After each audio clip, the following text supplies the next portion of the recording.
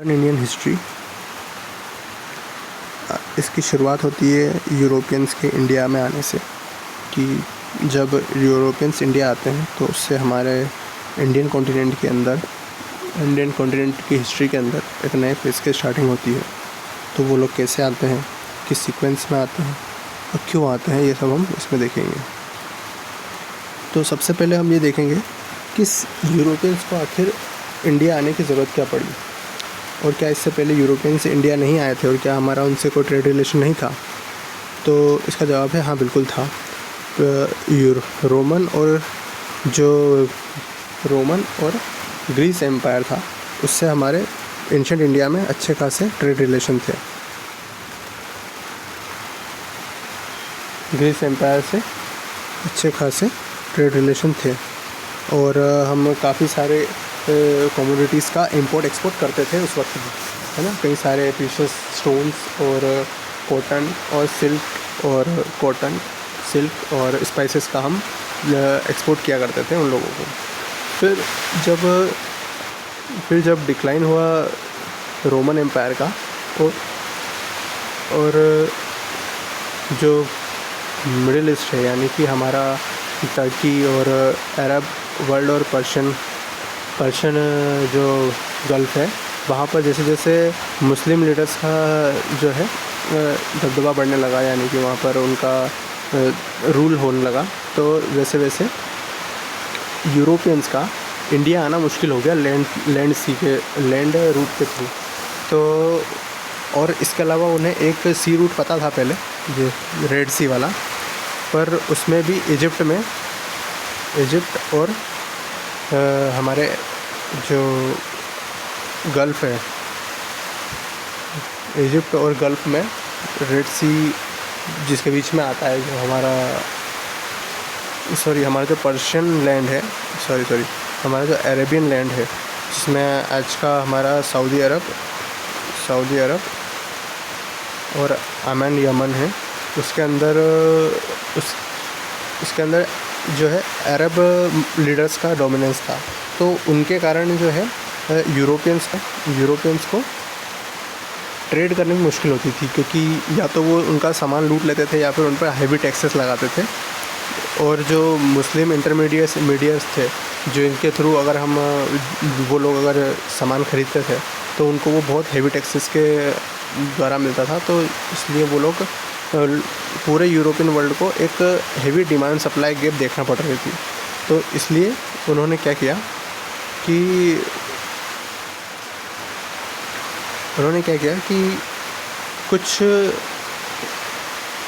कुछ European Nations ने मिलकर, जैसे कि नॉर्दर्न यूरोपियन नेशन ने, और जो उस टाइम का ग्रीस था, यानी कि जेनेविया ऐसा,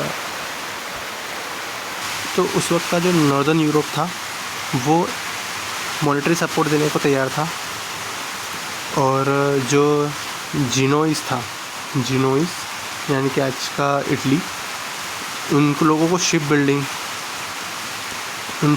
की टेक्नोलॉजी पता थी, तो उन्होंने उस तरह कंट्रीब्यूट किया, यानी कि सब लोगों ने थोड़ा थोड़ा कंट्रीब्यूट किया। और पोर्चुगीज़ को सबसे पहले भेजा कि आप जाओ और एक अल्टरनेटिव रूट का डिस्कवर करो इंडिया जाने के लिए। तो सबसे पहला जो उनका वो जो था नेविगेटर, पोर्चुगीज़ का सबसे पहला नेविगेटर था जिसने केप ऑफ गुड होप को क्रॉस किया था। उसका नाम था बार्थोलोम्यू दियास, जिसने केप ऑफ गुड होप को क्रॉस किया, पर वो इंडिया नहीं आ पाया था। इंडिया नहीं आते हुए और वो पहुंच गया था अफ्रीका के अंदर ही। उसने यहाँ से उसने केप ऑफ गुड होप को क्रॉस किया और वो यहाँ ईस्टर्न साइड ऑफ अफ्रीका में पहुंच गया, और उसने सोचा कि यही इंडिया है। पर वो उसके कई सारे 10 साल बाद जो है वास्को डी गामा ने इंडिया की डिस्कवरी की। उसने सबसे पहले जो है इंडिया के कोचिन में, इंडिया के अंदर कैलीकट के अंदर अपना शिप लैंड किया। शिप ऑफ कोर्स जो है सी वाला शिप, ना कि वो उड़ने वाला शिप। उसने कोचिन कैलिकट के अंदर हमारा शिप जो है अपना शिप लेकर आया और वहाँ पर ज़ैमोरिन के साथ अच्छे फ्रेंडली रिलेशन बनाए और 3 महीने यहाँ पर रुककर काफ़ी सारा जो इम्पोर्टेंट कमोडिटीज़ होती है, स्पाइसेस, कॉटन, सिल्क वगैरह लेकर वो दोबारा यूरोप गया और वहाँ जाके उसने काफ़ी अच्छा प्रॉफिट कमाया। पर जो कि मुस्लिम मीडिएटर, क्योंकि यूरोपियंस के पास कोई और ऑप्शन नहीं था ख़रीदने के लिए, या तो वो वास्को डी गामा से सामान खरीदते या फिर मुस्लिम मिडिलमैन से खरीदते जो कि 10 गुना ज़्यादा 10 गुना ज़्यादा टैक्सेस के साथ वहाँ पर बेच रहे थे, तो 10 गुना ज़्यादा कॉस्ट पे बेच रहे थे। तो ये जो प्रॉफिट वास्को डी गामा कमा रहा था, ये दूसरे यूरोपियन मर्चेंट्स को भी दिखाई दिया कि यार ये बंदा तो कमाल ही कर रहा है यहाँ आकर, इंडिया आकर अल्टरनेटिव रूट से। तो दूसरे मर्चेंट्स ने भी इंडिया आकर और सामान ख़रीदना शुरू कर दिया। उसके बाद एक मर्चेंट था पेड्रो अल्वेरेस कैब्रल, उसने कुछ नेगोशिएशंस करे इंडियन रूलर के साथ और एक कैलिकट के अंदर एक फैक्ट्री इस्टेब्लिश कर ली कि ये मैं यहाँ से जो है पूरा अपना ट्रेड करूँगा यूरोप के अंदर। और ही वो जो है कब इंडिया आया था, 1500 के अंदर इंडिया आया था। तो उसके ऊपर एक क्या हुआ था कि उसकी पोर्चुगीज़ फैक्ट्री जो थी इंडिया के अंदर, उस पर कुछ लोकल लोगों ने अटैक कर दिया था, तो कुछ पोर्चुगीज़ की डेथ हो गई थी उस कारण से। तो जो कैब्रल था उसने कई सारे अरेबियन शिप्स को सीज़ कर लिया और उनके हार्बर्स को गिरा दिया और उनमें आग लगा दी और कई सारे अरेबियन ट्रेडर्स को मार भी दिया,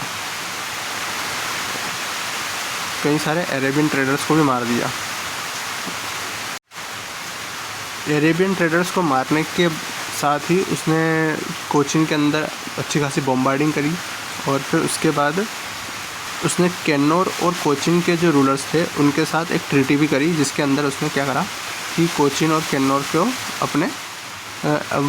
कैन्नौर में भी अपनी फैक्ट्री इस्टेब्लिश कर ली।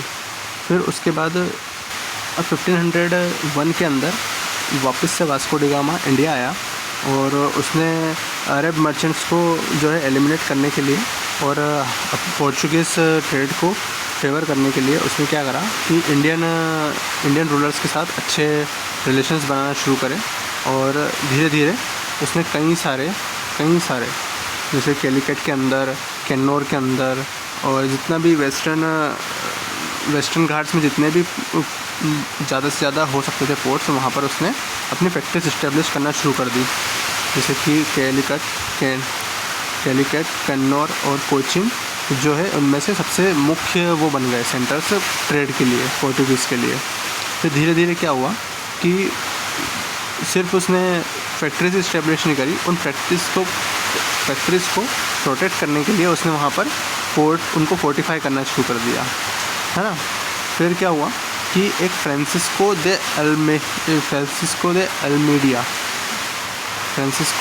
अल्मीडिया इंडिया आए, जो कि फर्स्ट गवर्नर अपॉइंट किए गए by the king of Portuguese.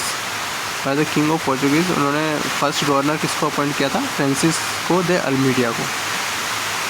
क्योंकि अब ट्रेड में तो फ़ायदा हो ही रहा था, तो पोर्चुगल किंग ने जो है फ्रांसिस्को दे अल्मीडिया को अच्छी खासी मिलिट्री पावर्स भी दी कि तुम यहाँ पर बढ़िया अपना आधिपत्य स्थापित करो और सारे ट्रेड रूट्स को, सारे ट्रेड पोर्ट्स को हथिया लो और पूरा मोनोपोलाइज़ कर लो ट्रेड को, इंडियन ट्रेड को पूरा मोनोपोलाइज़ कर लो, है ना। तो उन्होंने क्या करा, जो गल्फ़ ऑफ आदेन है और स्ट्रेट ऑफ हॉर्मुज़ है और मलक्का स्ट्रेट है, इन सबको क्या करा, ये सबको सीज़ कर लिया। और उन्होंने यही नहीं, इंडिया के अंदर जितने भी पोर्ट्स थे उनके अंदर अजादीवा, कोचिन पोर्ट, जो भी मेन पोर्ट थे, कैन्नौर और किलवा और तो इन सभी पोर्ट्स को इन्होंने क्या करा, फोर्टिफाई करना शुरू कर दिया कि अब यहाँ पर हमारा ही राज चलेगा और कोई यहाँ पर जो है नहीं कर पाएगा ट्रेड। तो अब जो दूसरे दूसरे रूलर्स थे, जैसे कि रूलर ऑफ इजिप्ट मेमलुक सुल्तान, और दूसरे जो मर्चेंट्स है, दूसरे वेनिस के जो मर्चेंट्स हैं, उन सबको क्या है लॉसेस होने लगे इन सब मोनोपोली के कारण। तो उन्होंने क्या करा, मिलकर एक ये जो पोर्चुगीज़ इंटरफेरेंस हो रहा है पूरा इंडियन ओशन के अंदर, इसको रोकने की कोशिश करी। तो इसमें एक 1508 में एक बैटल हुई थी, बैटल ऑफ चोल। और एक इन्होंने जो है इन सब ने मिलकर एक और बैटल ऑफ ड्यू, ये 2 नेवी बैटल हुई थी पोर्चुगीज़ के खिलाफ। किसने करी थी? Battle of Chola, battle of due के अंदर बैटल, ये जो गुजरात और इजिप्शियन नेवीज़ थी, इन्होंने क्या करा, अटैक किया किस पर? नेवी ऑफ पोर्चुगीज़ नेवी के ऊपर अटैक किया। और उसमें जो है जो अल्मीडिया था उस टाइम का, जो गवर्नर, जो फर्स्ट गवर्नर था इंडियन ट्रेड एंड कॉमर्स का, जो कि पोर्चुगीज़ किंग ने बनाया था, उसके बेटे की मृत्यु हो गई इसके अंदर। तो इसका बदलाव उसने लिया। उसने क्या करा कि उसने सारी की सारी जो 2 नेवीज़ थी, इजिप्ट की और गुजरात की, उनको क्रश कर दिया। और उसने एक विज़न क्लियर अपने लिए तैयार करा। उसने विज़न बनाया कि मुझे पूरे के पूरे इंडियन ओशन के अंदर मास्टरी करना है, पोर्चुगीज़ को मास्टर बनाना है इंडियन ओशन ट्रेड का, ठीक है। और उसने इस पॉलिसी को नाम दिया ब्लू वाटर पॉलिसी और कार्टेज सिस्टम। अब यहाँ पर जो है फ्रांसिस्को दे अल्मीडिया का पूरा चैप्टर ख़त्म हो गया। अब इसके जो सक्सेसर था वो था अल्फांसो दे अल्बर्किक। तो इसने क्या किया कि इसने कुछ बहुत ही मतलब लैंडमार्क काम किए, जिससे पोर्चुगीज़ का जो इंडिया के अंदर ट्रेडिंग सिस्टम था वो बहुत ही स्ट्रक्चर्ड और पावरफुल हो गया। इसने इंडियन ओशन के अंदर बहुत ही स्ट्रेटेजिक लोकेशन पर कंट्रोल इस्टेब्लिश कर लिया। इंडियन ओशन के अंदर बहुत ही स्ट्रेटेजिक लोकेशन में कंट्रोल इस्टेब्लिश कर लिया, जहाँ से वो सारी एंट्रेंस, जितना भी सामान और जितना भी इंपोर्ट एक्सपोर्ट जो इंडियन ओशन के थ्रू हो रहा है, उसके ऊपर वो नज़र रख सकता था। उसने रेड सी के अंदर, है ना, स्ट्रॉन्ग होल्ड किया। उसने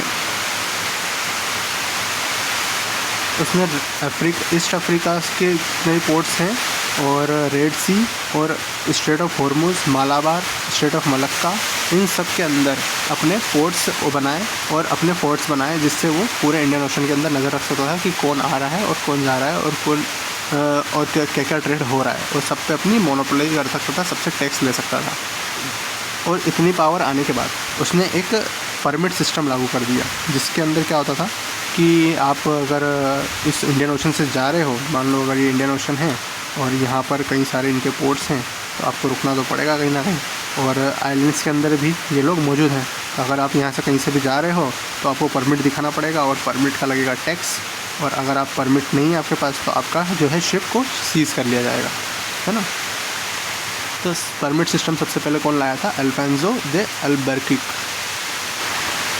इसने सुल्तान ऑफ बीजापुर से 1510 में जो है गोवा को भी एक्वायर कर लिया। और ये अल्फांसो द अल्बर्किक जो है सबसे पहला यूरोपियन बना अलेक्जेंडर के बाद, जिसने कि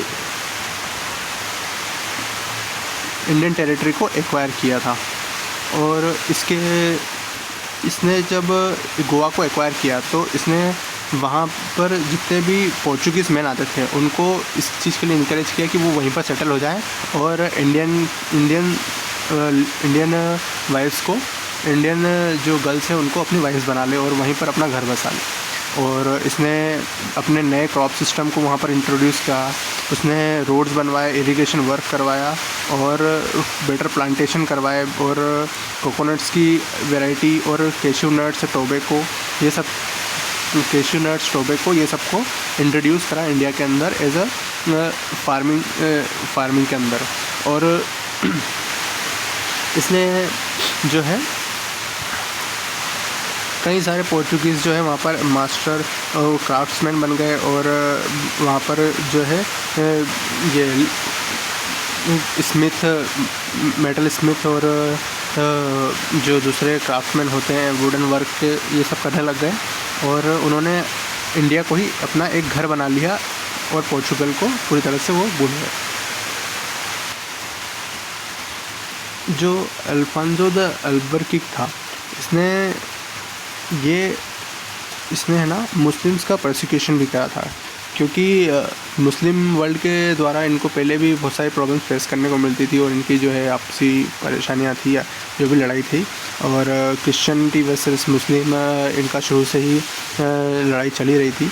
और इसके अलावा एबोलिशन ऑफ सती गोवा के अंदर इसने सबसे पहले स्टार्ट किया था और इसने जो है कहीं सिर्फ मुस्लिम्स को नहीं, हिंदूज़ को भी प्रोसिक्यूट किया था, मतलब कि इनको हिंदूज़ को मारना और मुस्लिम्स को मारना, और एक पूरी उसने यही सोचा था कि उस टाइम पे पूरा जो है हिंदू मुस्लिम को वहाँ से हटाकर और पूरे पोर्चुगीज़ और क्रिश्चियन सोसाइटी वहाँ पे इस्टेब्लिश करे गोवा के अंदर। अब अल्फांसो के बाद जो है नीनो दे कुन्हा, ये जो है यहाँ का गवर्नर बन गए थे, पोर्चुगीज़ गवर्नर बन गए थे इंडिया के अंदर नवंबर 1529 के अंदर।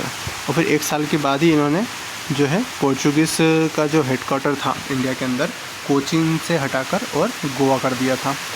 और जो उस टाइम गुजरात के रूलर थे बहादुर शाह, उन्होंने देखा था कि जो पोर्चुगीज़ आर्मी है वो बहुत ही एफिशिएंट है, तो उन्होंने हुमायूं से बैटल करने के लिए पोर्चुगीज़ की मदद लेना चाहिए।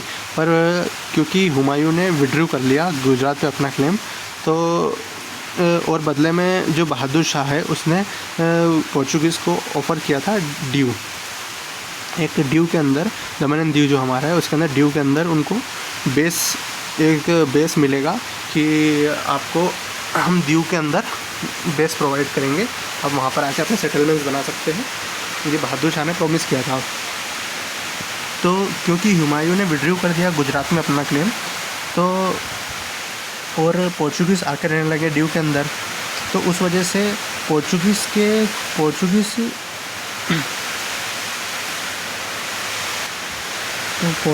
लोग जो ड्यू के अंदर रहने लगे, और साथ में जो इंडियन जो लोकल लोग वहाँ रह रहे थे उन लोगों के बीच में लड़ाई शुरू हो गई। बहादुर शाह ने सोचा कि इनके बीच में एक वॉल क्रिएट करवा देते हैं, पर पोर्चुगीज़ ने क्या किया कि बहादुर शाह को अपने शिप पर इनवाइट किया, ruler of Gujarat was invited, कि अपने शिप पर उसको इनवाइट किया और 1537 में उसको असैसिनेट कर दिया, यानी कि मार दिया, किल्ड।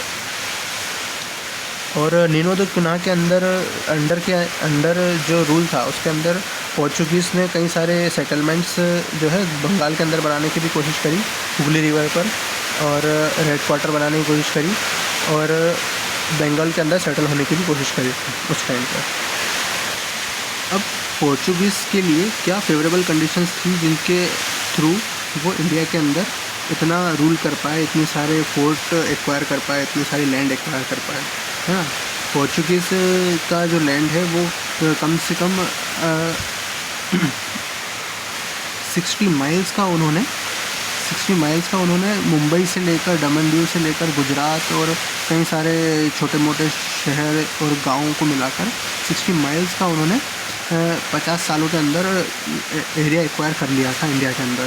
और कई सारे ट्रेडिंग पोस्ट बनाए थे, जैसे कि मैंगलोर, कैन्नौर, कोचीन, कैलीकट, और कई सारे उन्होंने इंडिया के अंदर जो बैटल्स भी लड़ी अलग अलग राजाओं के लिए, और कई सारे एम्बेसडर भी एक्सचेंज हुए गोवा के बीच में, और गुजरात, गोवा, डेक्कन सुल्तान के थ्रू। तो ये सारे जो इन्वॉय और एम्बेसडर एक्सचेंज करना और इतना सारा लैंड टेरिटरी एक्वायर करना, फोर्ट्स बनाना, ये सब कैसे पॉसिबल हो पाया पोर्चुगीज़ के लिए इतने कम समय में, 50 सालों के अंदर। और उन्होंने सिर्फ यही नहीं किया, उन्होंने मुग़ल्स और मराठा और मुग़ल्स के बीच में कई सारी ट्रीटीज़ भी साइन की, और ट्रीटी साइन की गोवा और डेक्कन सुल्तान के साथ, बीजापुर सुल्तान के साथ, और जो है उन्होंने कई सारी फाइट्स लड़ी डेक्कन और विजयनगर सुल्तान के बिहाफ पर, और मुग़ल्स जिसके अंदर डेक्कन और मुग़ल के बीच में जो लड़ाई हुई उनमें भी उन्होंने पार्ट लिया, और मुग़ल और मराठास के बीच में जो पार्ट हुई उसमें भी उन्होंने पार्ट लिया। और सबसे ख़ास बात ये है कि पोर्चुगीज़ की ये जो फर्स्ट यूरोपियंस थे इंडिया में आने वाले, सबसे पहले इंडिया में आने वाले यूरोपियंस थे, और सबसे आखिरी में इंडिया से जाने वाले, यानी कि 1961 में जब गवर्नमेंट ऑफ इंडिया ने रिकैप्चर किया गोवा को, तब ये लास्ट में सबसे जो ब्रिटिश थे उनके भी बाद में इंडिया से जाने वाले यूरोपियंस थे ये, है ना। तो ये ऐसा क्यों हो पाया? क्योंकि इसके पीछे बहुत छोटे छोटे और बहुत इम्पोर्टेंट कारण हैं, वो हम देखते हैं। क्या फेवरेबल कंडीशंस रही? सबसे पहले इनकी है ना नेवी बहुत स्ट्रॉन्ग थी, इनकी नेवल पावर बहुत स्ट्रॉन्ग थी। इनके जो शिप्स थे वो अटलांटिक ओशन पार करके आए थे, और इंडिया के जो रूलर्स थे उनके शिप यही बस इंडियन ओशन के अंदर घूमने लायक थे। तो ऑफकोर्स इनके शिप बहुत ही ज़्यादा पावरफुल थे। दूसरी बात, इनके पास एक ऑर्गेनाइज्ड आर्मी थी,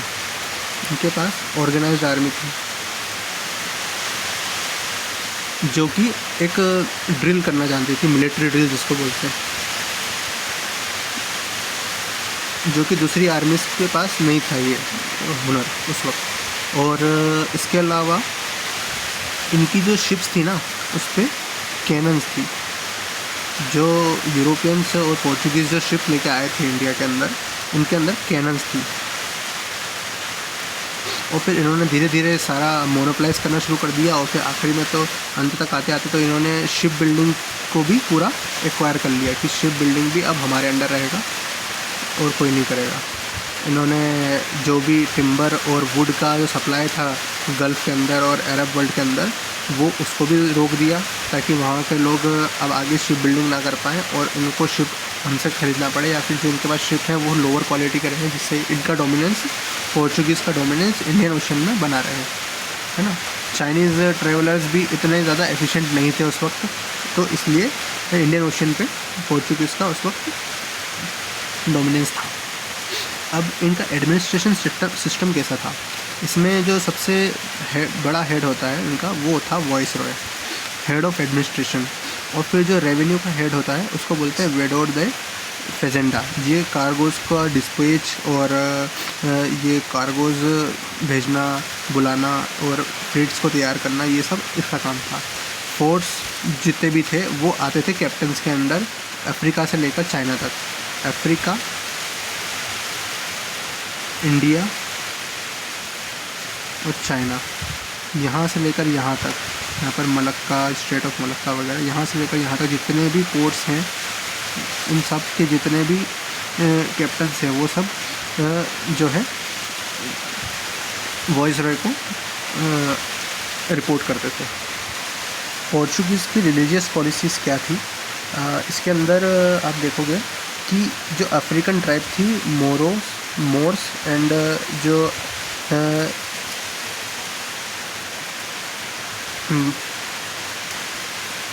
और अरब्स जो थे वो पोर्चुगीज़ के दुश्मन थे। क्रिश्चियनिटी से उनका मतलब 36 का आंकड़ा था, ऐसा समझ लीजिए। और जो पोर्चुगीज़ जो इंडिया आए थे वो जितना ट्रेड और कॉमर्स के लिए आए थे, उतना ही वो क्रिश्चियनिटी को स्प्रेड करने के लिए भी आए थे। और क्योंकि उनका शुरू से ही ओटोमन एम्पायर और दूसरे अरब वर्ल्ड से उनका झगड़ा शुरू से चल ही रहा था, तो उनको शुरू से मुस्लिम लोगों से ये था कि इनको तो परसिक्यूट करना है, इनको तो मारना है। वो मुस्लिम्स के प्रति बहुत इंटॉलरेंस थे ना।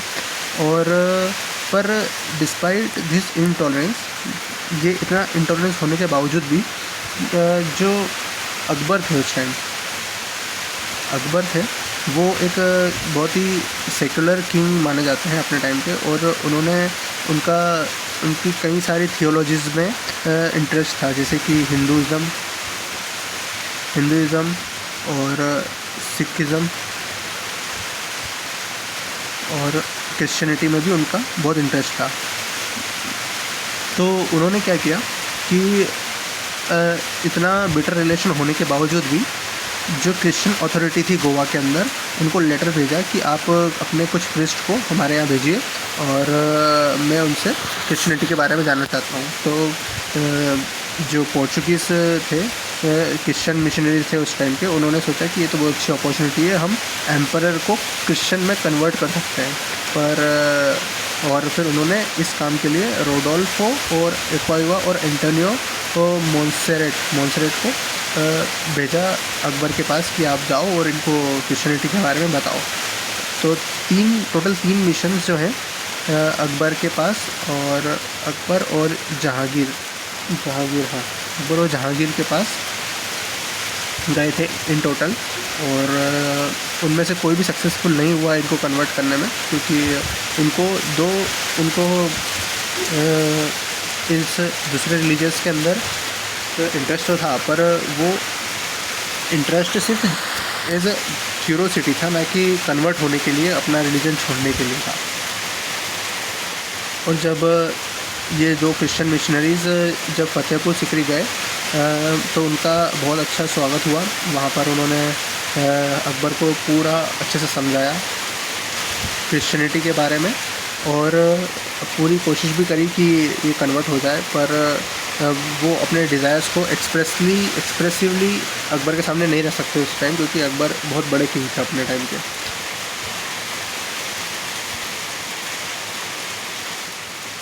और फिर 1590 के अंदर सेकेंड मिशन अकबर के द्वारा बुलाया गया कि आप आओ और हमें क्रिश्चियनिटी के बारे में समझाओ। और फिर उसके बाद जो अगला मिशन बुलाया गया था वो था 1595 में लाहौर के अंदर, और जिसमें आए थे जेरोम जेवियर और एमेनुअल पिन्हेरो, और उनको इनवाइट किया गया था अकबर के कोर्ट में। और फिर उन्होंने कई सारी इन्फॉर्मेशन जो है क्रिश्चियनिटी के बारे में अकबर को प्रोवाइड कराई। और उसके बाद जहांगीर जो है, जहांगीर अकबर की गद्दी पे बैठ गए। और फिर उसके बाद से जो है क्रिश्चियन मिशनरीज़ का जो है उतना जहांगीर ने उनको मतलब एज ए टर्मिनेट नहीं किया अपने कोर्ट से, पर हाँ उन्होंने उस पर इतना ध्यान नहीं दिया। और फिर जब शाहजहाँ आए उन्होंने तो टोटली उनको टर्मिनेट कर दिया कि भैया हमको ज़रूरत नहीं है क्रिश्चियन वगैरह सीखने की, हम जो है वो सही है। अब पोर्चुगीज़ ने कैसे अपने फेवर्स लूज़ करे मुग़ल कोर्ट के अंदर, ये हम देखेंगे। कि सबसे पहले क्या हुआ कि 1608 में कैप्टन विलियम हॉकिंस आए जेम्स वन के लेटर के साथ कि भैया हमारे राजा ने आपको लेटर भेजा है और कुछ गिफ्ट भेजे हैं, आप हमको यहाँ पे बिज़नेस करने दीजिए। तो जो पोर्चुगीज़ फादर थे मुग़ल कोर्ट में ऑलरेडी, उन्होंने पूरी कोशिश करी कि जो विलियम हॉकिंस है वो नहीं पहुँच पाए जहांगीर के पास, और जहांगीर के पास नहीं पहुँच पाए और अपने जो है बिज़नेस को इस्टेब्लिश ना कर पाए इंडिया के अंदर। पर वो इसमें अनसक्सेसफुल रहे और सक्सेसफुल नहीं रहे, और हॉकिंस पहुंच गया जहांगीर के पास। और क्योंकि उसको टर्की लैंग्वेज भी आती थी तो उसने कन्वर्सेशन करी जहांगीर के साथ अपने आप से ही, और इससे जहांगीर बहुत ही इम्प्रेस हो गया। जहांगीर ने मनसबदारी दी इसको हॉकिंस को एट द सैलरी ऑफ 30,000 उस टाइम, और काफ़ी इम्प्रेस था जहांगीर उनसे। पर क्या हुआ कि ट्रेड फैसिलिटी प्रोवाइड कराने के बाद भी क्या हुआ कि ग्रांटिंग ट्रेड फैसिलिटीज़, जो पोर्चुगीज़ थे वो ऑफेंड हो गए थे इंग्लिश से कि यार इन्होंने ट्रेड फैसिलिटीज़ प्रोवाइड कर ली है और इनको बिज़नेस यहाँ पर करेंगे तो हमारा बिज़नेस धंधा ठप पड़ जाएगा। तो उन्होंने जो है पोर्चुगीज़ ने मुग़ल एम्परर के साथ मिलकर और कुछ इंग्लिश शिप्स को रोका और इंडिया के अंदर, सूरत के अंदर आने से। और तो इससे जो है कैप्टन हॉकिंस गुस्सा हो गए और मुग़ल कोर्ट छोड़ कर चल दिए। पर इसके अपोज़ में एक कैप्टन बेस्ट थे जिन्होंने 1612 में क्या करा, एक ड्रैगन शिप और कुछ छोटे छोटे शिप्स को लेकर पोर्चुगीज़ के साथ फाइट की और जिसमें वो जीत गए। जिससे क्या हुआ, जहांगीर बहुत इम्प्रेस हो गए और उन्होंने क्या करा कि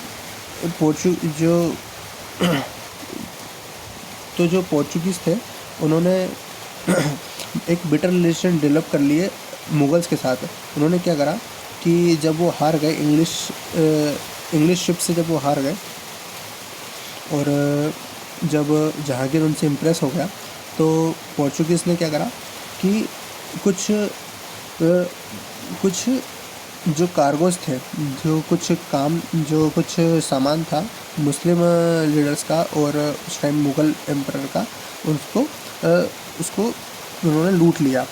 तो इससे गुस्सा होकर जहांगीर ने ऑर्डर किया मुकर्रब खान को, कि जो उस टाइम सूरत के इंचार्ज थे, सूरत जो पोर्ट था उसके इंचार्ज थे, उनको ऑर्डर दिया कि अब से जो है हम पोर्चुगीज़ को कोई भी एडवांटेज नहीं देंगे और इनको यहाँ से अब कोई ट्रेड नहीं करने देंगे। और फिर उसके बाद जो शाहजहाँ आए उन्होंने तो पूरी तरह से उनका मुग़ल कोर्ट के अंदर सारा का सारा काम काज बंद करवा दिया, और फिर धीरे धीरे उनका सारा काम जो है मुग़ल कोर्ट में ख़त्म हो गया और उन्होंने सारे फेवर्स खो दिए। तो अभी कैप्चर ऑफ हुगली की क्या स्टोरी है कि पोर्चुगीज़ ने वेस्ट बंगाल के अंदर हुगली के आसपास बहुत अच्छे पोर्ट्स को मैन्युफैक्चर कर लिया था। वो सॉल्ट और टोबैको इंपोर्ट करके और उसके ऊपर ड्यूटीज़ लगा के जो है पैसा कमाते थे, और इसके अलावा सॉल्ट मैन्युफैक्चर करके उसके ऊपर भी वो अच्छा ट्रेड कर रहे थे और अच्छा अपना प्रॉफिट जनरेट कर रहे थे। और सिर्फ वो ट्रेड सॉल्ट और इसमें ही नहीं करते थे, कम्युनिटीज़ में नहीं करते थे, वो स्लेव्स का भी ट्रेड करते थे। उन्होंने स्लेव्स का ट्रेड भी करना वहाँ स्टार्ट कर दिया था। स्लेव्स का ट्रेड जिसमें वो हिंदू और मुस्लिम चिल्ड्रंस को वो क्या करते थे, कैप्चर करते थे और उनको बेचना खरीदना ये सब काम वो करते थे। तो उनसे क्या गलती हो गई कि उन्होंने मुमताज़ महल की 2 जो स्लेव गर्ल्स थी उनको किडनैप कर लिया था या फिर सीज़ कर लिया था। तो जिससे गुस्सा होकर शाहजहाँ ने जो बंगाल के गवर्नर थे उनको ऑर्डर दिया कि आप इनको पोर्चुगीज़ के जितना भी यहाँ पर कारोबार है इनको सीज़ करो और इनको यहाँ से भगाओ। तो फिर जो है वहाँ पर जो गवर्नर थे उन्होंने उनके ऊपर अटैक किया, उनके ऊपर एक्शन लिया पोर्चुगीज़ के ऊपर, और फिर उसके बाद पोर्चुगीज़ वहाँ से भाग गए। और जो भी 400 प्रिजनर्स थे और जो मुग़ल किंगडम के जितने भी लॉसेस हुए थे, 100 मेंस मारे गए, 1000 मेंस मारे गए और 1400 प्रिजनर्स जो है क्रिश्चियन पोर्चुगीज़ के कैप्चर कर लिए गए।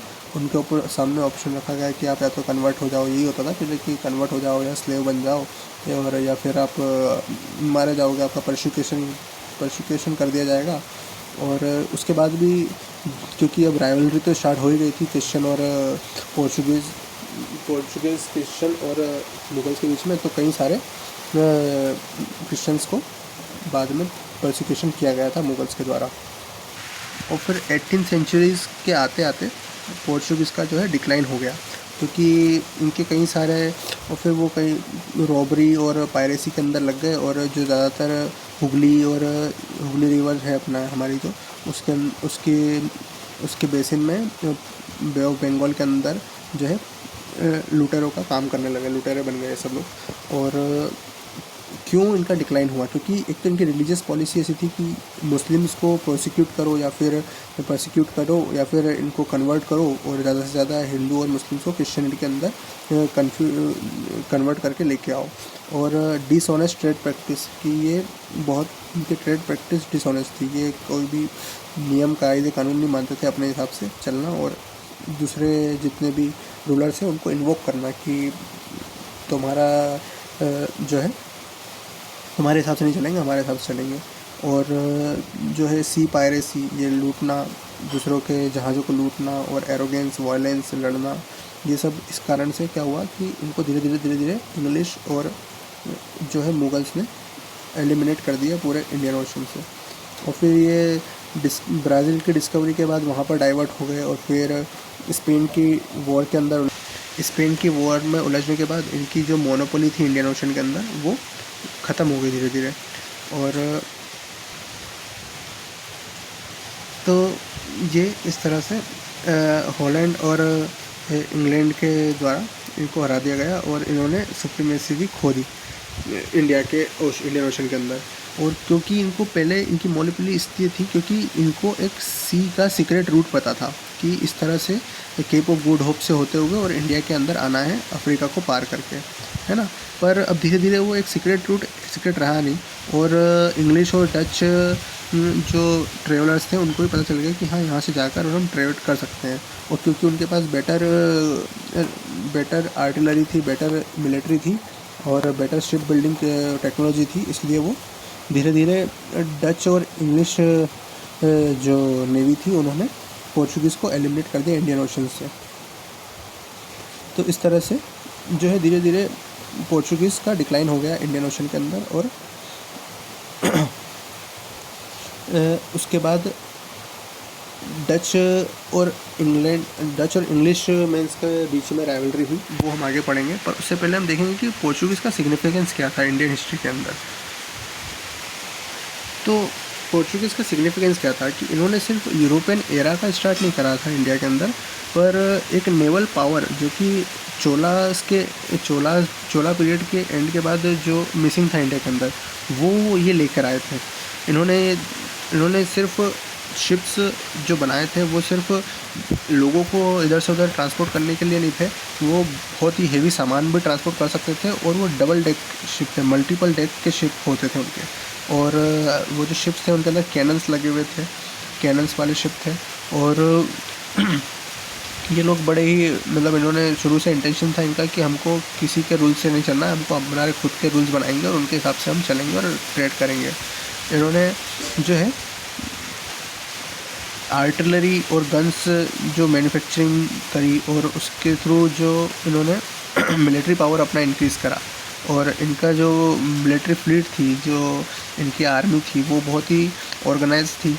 तो ये सब चीज़ें इंडियन हिस्ट्री के अंदर बहुत ही ज़्यादा इम्पैक्ट करी कि यार पहले इस तरह के लोग और इस तरह की मिलिट्री इंडिया के अंदर देखी नहीं गई थी, इस तरह की ऑर्गेनाइज मिलिट्री। तो ये सब चीज़ें हमारे इंडियन के जो नेटिव रूलर्स थे उन्होंने देखी और सीखी उन लोगों से कि यार इस तरह से हम शिप्स इस तरह से होते हैं, बिल्ड होते हैं, और इस तरह से नेवी बनाई जा सकती है, इस तरह से मिलिट्री होना चाहिए ऑर्गेनाइज्ड वगैरह वगैरह। पोर्चुगीज़ आर्ट और गोल्ड स्मिथ और सिल्वर स्मिथ, ये सब चीज़ें भी इसका मतलब होता है कि जो होता है ना सुनार और लोहार, और सुनार मतलब सिल्वर स्मिथ भी सोनार में आते हैं जो सिल्वर का काम करते हैं, चांदी का काम करते हैं। तो ये सब भी बहुत फ्लरिश करा इनके टाइम पे गोवा के अंदर। और इन्होंने जो है चर्च भी बिल्ड किए बहुत सारे। इंडियन आर्ट और आर्किटेक्चर में भी इनका बहुत सारा रोल रहा है। हालांकि इनके चर्च बहुत ही मतलब सिंपल होते थे, कुछ ज़्यादा उनमें वुडन वर्क वगैरह या फिर ऐसा कुछ पेंटेड वगैरह नहीं था, बहुत ही सिंपल आर्किटेक्चर था इनका। बाकी इंडियन आर्किटेक्चर में इनका भी एक छोटा मोटा रोल रहा है कहीं ना कहीं। तो ये था पोर्चुगीज़ के अराइवल के बारे में पूरा। अब इसके बाद हम डच, इंग्लिश और फ्रेंच के बारे में पढ़ेंगे कि कैसे आगे उन्होंने कैरी ऑन किया इंडिया के अंदर रूल करना, और आखिरी में कैसे इंग्लिश सुप्रीमेसी उन्होंने एक्वायर की, इंग्लिश मैंस ने, ब्रिटिश ने। और इसको अगर ज़्यादा आपको बेहतर तरीके से समझना है तो मैं ये कहूँगा कि आप इसकी एक बार खुद से रीडिंग लगाएं और इसको समझने की कोशिश करें। इस वीडियो के साथ अंडरस्टैंडिंग बनाएं इस चैप्टर की, तो आपको और बेहतर समझ में आएगा। Thank you.